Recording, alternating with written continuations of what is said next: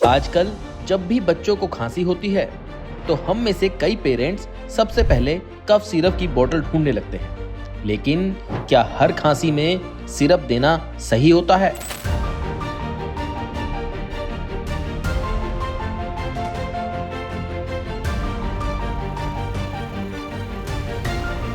सच्चाई ये है कि छोटे बच्चों के लिए हर कफ सिरप सेफ नहीं होता। खास तौर पर 4 साल से कम उम्र के बच्चों को बिना डॉक्टर की सलाह के कोई भी कफ सिरप देना खतरे से खाली नहीं है।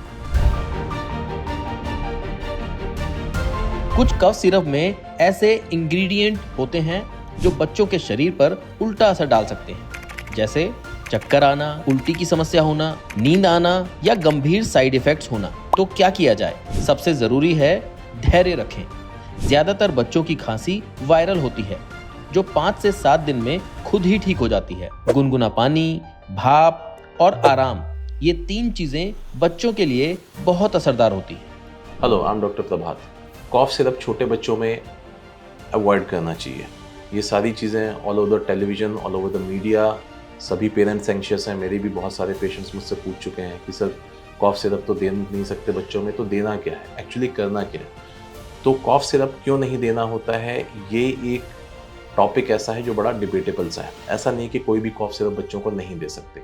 बच्चों को यदि खांसी आएगी, खांसी बहुत ज़्यादा बढ़ रही है, खांसी बच्चों को परेशान इस कदर कर रही है कि वो सो नहीं पा रहे, कुछ खा नहीं पा रहे या सांस लेने में दिक्कत हो रही है, तो कॉफ सिरप दे सकते हैं। अब कौन सा कॉफ सिरप दे सकते हैं?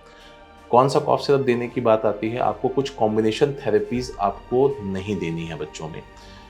आपको किसी खराब कंपनी या किसी नई कंपनी या नॉन वेरीफाइड कंपनी के कॉफ सिरप नहीं देने हैं। रीज़न ये होता है कि उसके अंदर कुछ प्रिजर्वेटिव्स होते हैं जो प्रिजर्वेटिव अप्रूव्ड नहीं होते और कई बार वो टॉक्सिन्स का काम करते हैं। ये टॉक्सिन्स बच्चों को किडनी, उनके ब्रेन पे साइड इफ़ेक्ट्स डाल सकते हैं। तो जैसे छोटे बच्चे हैं उनको हमेशा आप लाइए, पीडियाट्रिशियन के पास लाइए, पहले देखिए उसको आवश्यकता है भी किसी कॉफ सिरप की नहीं है। अधिकतर रनिंग नोज़, अधिकतर थोड़ी मोड़ी खांसी पोस्ट वायरल होती है, 2 से 3 दिन में अपने आप ठीक हो जाती है।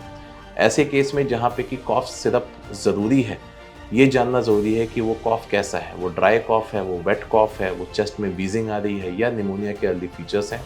डिपेंडिंग अपॉन दैट आपके पीडियाट्रिशियन आपको कॉफ सिरप एडवाइस करते हैं, उनके टच में रहिए। छोटे बच्चों में हम कॉफ सप्रेसेंट्स अवॉइड करते हैं, जैसे डेक्स्ट्रोमेथोर्फेन हम जनरली 2 साल से नीचे के बच्चों में अवॉइड करते हैं। लेकिन बहुत ड्राई कॉफ है तो ये मेडिकेशन देने की ज़रूरत कभी कभी पड़ जाती है। तो बिना अपने पीडियाट्रिशियन की सलाह के आप कोई दवाई ना लें और स्पेशली मेडिकल स्टोर पे जाके सिर्फ साहब कि पिछली बार ये कॉफ सिरप बहुत अच्छा चला था तो इस बार भी यही दे के देख लेते हैं, इस गलतफहमी में ना रहें। आप बच्चे के डॉक्टर के पास जाइए, उनसे पूछिए साहब किस तरीके की खांसी है, उस तरीके की खांसी में प्रॉपर डोज, वो ड्रॉप है या सिरप है, इन दोनों में डिफ्रेंशिएट करके तब मेडिकेशन लेना शुरू करें और फॉलोअप पे अपने डॉक्टर को ज़रूर दिखाएं।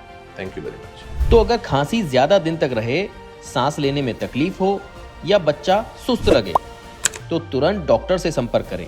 याद रखें, दवाई प्यार की तरह होती है, सही समय पर सही तरीके से दी जाए तो फायदा करती है। लेकिन बच्चों की सेहत से जुड़ा हर फैसला सोच समझ कर लें।